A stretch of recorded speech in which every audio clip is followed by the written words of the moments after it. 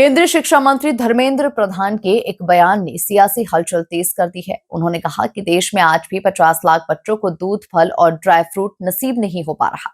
इस बयान पर मध्य प्रदेश कांग्रेस अध्यक्ष जीतू पटवारी ने राज्य की मोहन सरकार पर कुपोषण, शिक्षा और स्वास्थ्य को लेकर तीखा हमला बोला।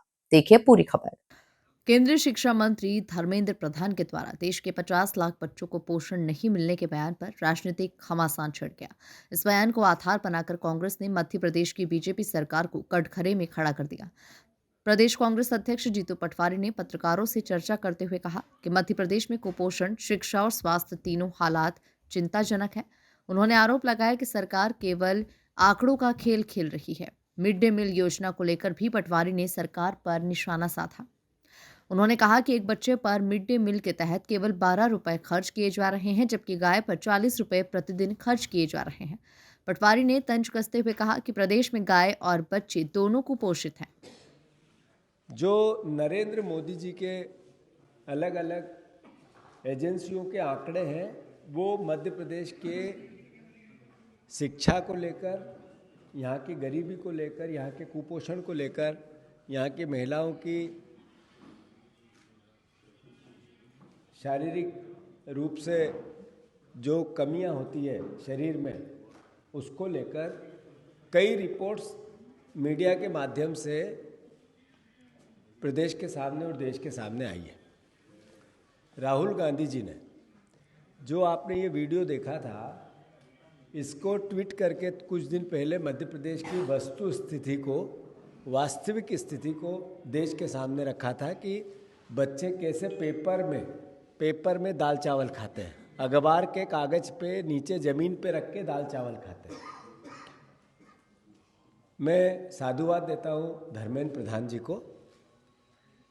देश के शिक्षा विभाग की समीक्षा को लेकर एक संगोष्ठी में या एक तरह के बौद्धिक भाषण देने के लिए वो आए थे।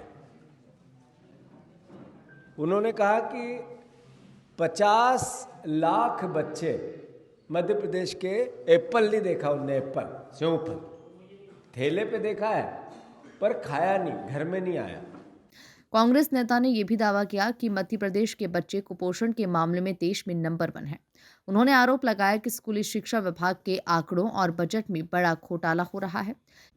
इसी के साथ जीतू पटवारी ने मांग की है कि स्कूली शिक्षा के आंकड़ों और बजट की सीबीआई जांच कराई जाए ताकि सच्चाई सामने आ सके। मरम्मत, जो स्कूल की मरम्मत होती है, आए दिन हम देखते रहते हैं कि कहीं स्कूल के बाहर झाड़ के नीचे, टेंट के आसपास दरी बिछाकर गार्डन में, ऐसे आप ही लोग बताते हैं।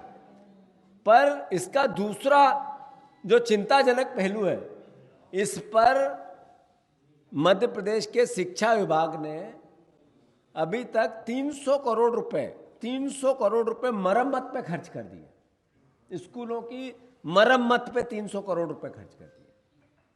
मतलब कितनी अराजकता है। हमारे कुछ सवाल हैं इन सब संदर्भ में।